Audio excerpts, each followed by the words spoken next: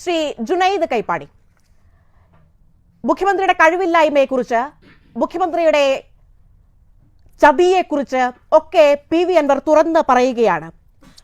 മുഖ്യമന്ത്രി പാർട്ടിക്ക് വേണ്ടി കുടുംബത്തെ അല്ലെങ്കിൽ കുടുംബത്തിന് വേണ്ടി പാർട്ടിയെ ഇല്ലായ്മ ചെയ്യുകയാണ്. മുഖ്യമന്ത്രിയുടെ മകളെയും മരുമകനെയും വളർത്താനായി അത്തരത്തിൽ പൂരം കലക്കലിനെ കുറിച്ച് അദ്ദേഹം പറഞ്ഞു. സ്വർണം പൊട്ടിക്കൽ, ആ സ്വർണ്ണക്കള്ളക്കടത്തിനെ കുറിച്ച് മുഖ്യമന്ത്രിക്ക് അറിയാം, പക്ഷെ മിണ്ടുന്നില്ല. മരംമുറി, അത്തരത്തിൽ മുഖ്യമന്ത്രി വായിക്കുന്നത് ADGPയുടെ തിരക്കഥയാണ്. CPM-ൽ വലിയ തരത്തിലുള്ള അടിമത്തം നിലനിൽക്കുന്നു. ഇങ്ങനെ തുടങ്ങി ഇനി PV അൻവർ പറയുകയാണ്, ഒരു കൊമ്പനും കുത്താൻ ഇങ്ങോട്ട് വരണ്ട, അതിവിടെ നടക്കില്ല എന്ന് PV അൻവർ തുറന്നു പറയുന്നു, വെല്ലുവിളിക്കുന്നു, കുറ്റപ്പെടുത്തുന്നു. അങ്ങനെ എല്ലാ വിധമുള്ള PV അൻവറിന്റെ ഭാഗത്തു നിന്നും ഇങ്ങനെ ഉണ്ടാവുകയാണ്. ഓരോ വാർത്താ സമ്മേളനം ഇതിന് തൊട്ടു മുൻപ് നമ്മൾ കണ്ടതാണ്. മുഖ്യമന്ത്രി എനിക്ക് വിശ്വാസമുണ്ട്, മുഖ്യമന്ത്രിയിൽ എനിക്ക് പൂർണ്ണ വിശ്വാസമുണ്ട് എന്ന് പറയുന്ന PV അൻവറിനെ നമ്മൾ കഴിഞ്ഞ ദിവസങ്ങളിൽ വരെ കണ്ടു. പിന്നീട് അങ്ങോട്ട് PV അൻവറിന്റെ സ്വഭാവം അല്ലെങ്കിൽ ആ ബോഡി ലാംഗ്വേജ് ഒക്കെ മാറുന്നതും നമ്മൾ കണ്ടു. ഇന്നിപ്പോൾ PV അൻവർ മുഖ്യമന്ത്രിക്കെതിരെ ഒരു തുറന്ന യുദ്ധം പ്രഖ്യാപിച്ചിരിക്കുകയാണ്. എല്ലാ ചൂണ്ടുവിരലും മുഖ്യമന്ത്രിയിലേക്കാണ്. ഇവിടെ സാധാരണ ജനങ്ങളടക്കം പ്രതീക്ഷിക്കുന്നത് ഇതിനൊക്കെയുള്ളൊരു മറുപടി മുഖ്യമന്ത്രിയുടെ ഭാഗത്ത് നിന്ന് ഉണ്ടാവണം എന്നു തന്നെയാണ്. അപ്പോൾ അങ്ങനെയുള്ള ഒരു മറുപടി നമ്മൾ പ്രതീക്ഷിക്കണമോ? PV അൻവർ പറയുന്നത് പോലെ മുഖ്യമന്ത്രി വട്ടപൂജ്യമായോ? ഇവിടെ നമ്മൾ പരിശോധിക്കേണ്ട ഒരു കാര്യം, നമുക്കറിയാം, ഒരു ഇടതുപക്ഷത്തിന്റെ ഒരു MLA ആണ് PV അൻവർ.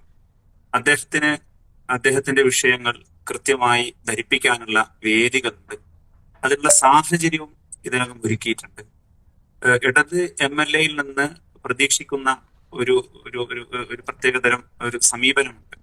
ആ സമീപനത്തിലൂടെ അത് ശ്രദ്ധയിൽപ്പെടുത്തിയാൽ ഗവൺമെന്റ് അത് പരിശോധിക്കും, ഇടതുപക്ഷം അത് പരിശോധിക്കും, CPIM-നെ സംബന്ധിച്ച് അതിന്റെ പാർട്ടി ഇത് പരിശോധിക്കും.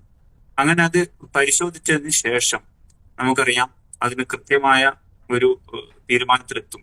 ഇവിടെ നമുക്കറിയാം അൻവർ നടത്തിയിരിക്കുന്ന ആരോപണങ്ങൾ, അൻവർ ഉന്നയിച്ചിരിക്കുന്ന വെളിപ്പെടുത്തലുകൾ, ഈ വെളിപ്പെടുത്തലുകൾ നിലവിൽ ഒരു ആരോപണം മാത്രമാണ്. ഒരു ഗവൺമെന്റിനെ സംബന്ധിച്ച് പെട്ടെന്നൊരു അതിന്റെ നടപടിക്രമങ്ങൾ പാലിക്കാതെ അല്ലെങ്കിൽ അതിന്റെ ചട്ടങ്ങൾ പാലിക്കാതെ അതിന്റെ പരമ്പരാഗത സമീപനങ്ങൾ പാലിക്കാതെ പെട്ടെന്നൊരു എടുക്കാൻ സാധിക്കില്ല. അപ്പൊ ആ അർത്ഥത്തിൽ ഗവൺമെന്റിനെ സംബന്ധിച്ച് എല്ലാ വിഷയത്തിലും അതിൻ്റെതായ ഒരു നടപടിക്രമം പാലിച്ചുകൊണ്ട് ഒരു കാര്യത്തിൽ ഒരു വിഷയത്തിൽ ഒരു തീരുമാനമെടുക്കാൻ സാധിക്കുകയുള്ളൂ. അപ്പൊ PV അൻവർ ഉന്നയിച്ച വിഷയങ്ങൾ, അതിന്റെ ഉള്ളടക്കം, അതിന്റെ മെറിറ്റിൽ കൃത്യമായി പരിശോധിച്ച് അതിനെ നടപടിക്രമങ്ങളുമായി ചേർത്ത് നിർത്തി, ചട്ടങ്ങളുമായി ചേർത്ത് നിർത്തിക്കൊണ്ട് ഒരു തീരുമാനമെടുക്കാൻ മാത്രമേ സാധിക്കുകയുള്ളൂ. അല്ലാതെ ഒരു വൈകാരിക തലത്തിൽ നിന്നുകൊണ്ട് അല്ലെങ്കിൽ മറ്റേതെങ്കിലും തലത്തിൽ നിന്നുകൊണ്ട് തീരുമാനമെടുക്കാൻ ഗവൺമെന്റിനോ അല്ലെങ്കിൽ മുന്നണിക്കോ അതല്ലെങ്കിൽ PV അൻവറുമായി ബന്ധപ്പെട്ട പാർട്ടിക്കോ സാധിച്ചോണ്ട് നിർബന്ധമില്ല. ഇപ്പൊ ഏതായാലും ഇന്ന് നേരത്തെ നമുക്കറിയാം, പത്രസമ്മേളനത്തിൽ മുമ്പെങ്ങുമില്ലാത്ത ഒരു മാധ്യമ പ്രവർത്തകരുടെ ഒരു വലിയ കൂട്ടം ഇന്ന് PV അൻവറിന് മുന്നിൽ പ്രത്യക്ഷപ്പെട്ടു, കാണാൻ സാധിച്ചു. അപ്പം കേരളത്തിൽ വളരെ കുൽസിതമായ ഇടത് സംവിധാനങ്ങളെ ദുർബലപ്പെടുത്താനുള്ള ശ്രമങ്ങൾ നടക്കുന്നുണ്ട്. അത്തരം ശ്രമങ്ങളുടെ ഒരു ഭാഗമാണ് ഇത്തരം വിവാദങ്ങൾ എന്നാണ് ഞാൻ മനസ്സിലാക്കാൻ സാധിക്കുന്നത്. അല്ലാതെ മുഖ്യമന്ത്രിയെ സംബന്ധിച്ച് മറ്റേതെങ്കിലും തരത്തിൽ ഇതിൽ ആരെങ്കിലും കീഴ്പ്പെട്ടു നിൽക്കാനോ അല്ലെങ്കിൽ ഒരു RSS വൽക്കരണത്തിനോ അല്ലെങ്കിൽ മറ്റേതെങ്കിലും തരത്തിലുള്ള തെറ്റായ സമീപനങ്ങൾക്ക് പിന്തുണ കൊടുക്കാനോ ഉള്ള ഒരു തീരുമാനത്തിന്റെ ഭാഗമായിട്ടുള്ള മൗനമോ അല്ലെങ്കിൽ ആ അർത്ഥത്തിലുള്ള ഒരു ശൈലിയോ ഒന്നുമല്ല ഇത്. ഇടതുപക്ഷം മുന്നോട്ട് വെക്കുന്ന ഒരു മതേതര ജനാധിപത്യ രാഷ്ട്രീയ പ്രത്യയശാസ്ത്രമുണ്ട്. അത് കേരളത്തിലെ ജനങ്ങൾക്ക് കൃത്യമായി അറിയാം. അത് ഏതെങ്കിലും തരത്തിൽ തെറ്റിദ്ധരിക്കപ്പെടാനോ ഏതെങ്കിലും വിവാദങ്ങളിൽ ഇല്ലാതായി പോകാനോ ഉള്ള ഒരു സാഹചര്യം നിലവിലില്ല. ശ്രീ ജുനൈദ്, ഇവിടെ എന്ത് കുൽസിത ശ്രമങ്ങളാണ് ഇവിടെ നടക്കുന്നത്? PV അൻവറിന്റെ ഭാഗത്ത് നിന്ന് ഉണ്ടാവുന്നത് എന്നാണ് അങ്ങ് വിചാരിക്കുന്നത്? ഒപ്പം വലിയ തരത്തിലുള്ള ഗുരുതര ആരോപണങ്ങളാണ് ക്രമസമാധാന ചുമതല വഹിക്കുന്ന ADGP MR അജിത് കുമാറിനെതിരെയും മുഖ്യമന്ത്രിയുടെ പൊളിറ്റിക്കൽ സെക്രട്ടറി P ശശിക്കെതിരെയും വലിയ തരത്തിലുള്ള ആരോപണങ്ങൾ. മുഖ്യമന്ത്രിയെ പ്രതിക്കൂട്ടിൽ നിർത്തുന്ന അല്ലെങ്കിൽ മുഖ്യമന്ത്രിയുടെ ഓഫീസിനെ പ്രതിക്കൂട്ടിൽ നിർത്തുന്ന നേരിട്ടുള്ള ഒരു പരാമർശങ്ങളാണ് അല്ലെങ്കിൽ പ്രതികരണങ്ങളാണ് PV അൻവറിന്റെ ഭാഗത്തു നിന്നുണ്ടാകുന്നത്. എന്ത് കുൽസിത ശ്രമങ്ങളാണ് ഇപ്പോൾ? PV അൻവർ പറയുന്നത് തെറ്റാണെങ്കിൽ PV അൻവറിനെതിരെ നടപടിയെടുക്കാമല്ലോ, എന്തുകൊണ്ടാണ് അത് ചെയ്യാത്തത്? നിങ്ങൾ ഈ കുൽസിത ശ്രമങ്ങൾ എന്ന് പറഞ്ഞതിനെ നിസ്സാരവൽക്കരിക്കുന്നു? എന്ത് എന്ത് കാരണത്താലാണ് അതിനെ അങ്ങനെ ന്യായീകരിക്കാൻ കഴിയുന്നത്? ഇതൊരു ന്യായീകരണമല്ല. PV അൻവർ ഉന്നയിച്ച വിഷയങ്ങൾ അത് കൃത്യമായി മുഖ്യമന്ത്രി തന്നെ അത് കേട്ടു എന്ന് നിങ്ങൾ തന്നെ പറഞ്ഞു. മുഖ്യമന്ത്രി കേട്ടു, മുന്നണി കേട്ടു, പാർട്ടി കേട്ടു. അപ്പൊ അതിന്റെ ഒരു ഗവൺമെന്റിനെ സംബന്ധിച്ച് അതിനൊരു നടപടിക്രമമുണ്ട്. അത് ഏകപക്ഷീയമായി ഒരു ADGPയെ നീക്കം ചെയ്യാനോ അല്ലെങ്കിൽ ആ അർത്ഥത്തിൽ നടപടിക്രമങ്ങൾ പാലിക്കാതെ ഒരു തീരുമാനമെടുക്കാൻ സാധിക്കില്ല. പിന്നെ PV അൻവറിനെ സംബന്ധിച്ച് PV അൻവർ ഇടത് സ്വതന്ത്ര MLA ആണ്. അദ്ദേഹം പാർട്ടി മെമ്പർഷിപ്പ് ഉള്ള വ്യക്തിയല്ല. അതോടൊപ്പം തന്നെ അതിന് അല്ല, അങ്ങനെ PV അൻവർ പറയുന്നത് തെറ്റാണെങ്കിൽ നിങ്ങൾക്ക് PV അൻവറിനെതിരെ കേസ് എടുക്കാമല്ലോ, നിയമ നടപടികളിലേക്ക് കടക്കാമല്ലോ. എന്തുകൊണ്ടാണ് ഇത് കടക്കാത്തത്? അത്തരത്തിൽ ചോദ്യങ്ങൾ ഉണ്ടാകുമ്പോൾ ഈ ADGP MR അജിത് കുമാറിനെ കുറിച്ച് എന്താണ് PV അൻവർ പറഞ്ഞത്? നൊട്ടോറിയസ് ക്രിമിനലാണ്, ദാവൂദ് ഇബ്രാഹിമിനെ റോൾ മോഡലാക്കുന്ന ആളാണ്, സ്വർണം പൊട്ടിക്കൽ സംഘങ്ങളുമായി ബന്ധമുള്ള ആളാണ്, അല്ലെങ്കിൽ കൊലപാതകത്തിൽ അത്തരത്തിൽ ഗൂഢാലോചന നടത്തുന്ന ആളാണ് എന്ന വലിയ ഗുരുതര ആരോപണങ്ങളാണ് ADGP MR അജിത് കുമാറിനെതിരെ ഉയർത്തിയിട്ടുള്ളത്. ഒപ്പം പ്രതിപക്ഷ നേതാവ് VD സതീശൻ എന്താണ് പറഞ്ഞത്? ഈ പൂരം കലക്കലുമായി ബന്ധപ്പെട്ട് ADGP CPM RSS ബാന്ധവത്തിന് ഇടനിലക്കാരനായി നിന്നു എന്നടക്കമുള്ള ഗുരുതര ആരോപണങ്ങൾ. ഒപ്പം P ശശിക്കെതിരെ എന്താണ് പറഞ്ഞത്? സ്വർണം പൊട്ടിക്കൽ, കള്ളക്കടത്ത് സംഘത്തിന്റെ ഒരു പങ്കു പറ്റുന്ന ആളാണ് P ശശി. ഇങ്ങനെ വലിയ തരത്തിലുള്ള ഗുരുതര ആരോപണങ്ങളാണ്. മുഖ്യമന്ത്രിക്ക് ഇതൊക്കെ കണ്ട് നിസ്സഹായനായി നിൽക്കുകയാണ്. മുഖ്യമന്ത്രി വായിക്കുന്നത് ADGP തയ്യാറാക്കി കൊടുക്കുന്ന തിരക്കഥയാണ്.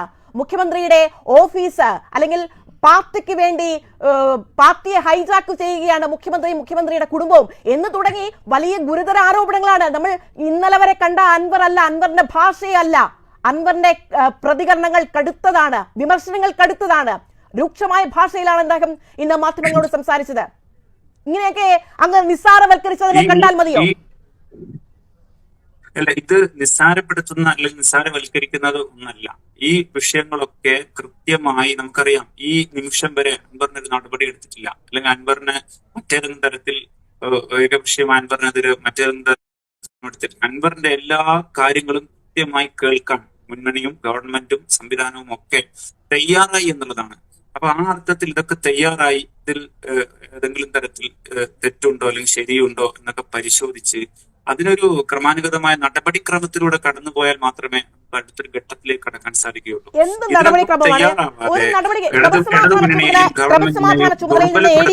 അജിത് കുമാറിനെ മാറ്റി നിർത്തണ്ടേ? ആ നടപടി ഇവിടെ ഉണ്ടായില്ലല്ലോ. എന്ത് നടപടിയാണ്? അല്ലെങ്കിൽ നിങ്ങൾ പറയുന്ന എന്ത് നിയമ നടപടി, അല്ലെങ്കിൽ അതുമായി ബന്ധപ്പെട്ട് എന്താണ് നിങ്ങൾ ഉദ്ദേശിക്കുന്നത്? P ശശിയെ മാറ്റിയിട്ടില്ല. P ശശിയെ കുറിച്ച് മുഖ്യമന്ത്രി പറഞ്ഞത് മാതൃകാപരമായ പ്രവർത്തനം നടത്തുന്ന വ്യക്തി എന്നാണ് P ശശി. P ശശിക്കെതിരെ ഒരു തരത്തിലുള്ള അന്വേഷണവും നിലവിൽ നടത്താൻ ഉദ്ദേശിക്കുന്നില്ല എന്ന് മുഖ്യമന്ത്രി വാർത്താ സമ്മേളനത്തിൽ വ്യക്തമാക്കിയത് അങ്ങ് മറന്നുപോയോ? അപ്പോൾ ഒരു അന്വേഷണമോ അല്ലെങ്കിൽ അതുമായി ബന്ധപ്പെട്ട ഒരു നടപടിയോ ഉണ്ടാകാത്ത പക്ഷം എങ്ങനെയാണ് മുഖ്യമന്ത്രിക്ക് പറയാൻ കഴിയുക മാതൃകാപരമായ പ്രവർത്തനമാണ് P ശശി കാഴ്ചവെക്കുന്നതെന്ന്?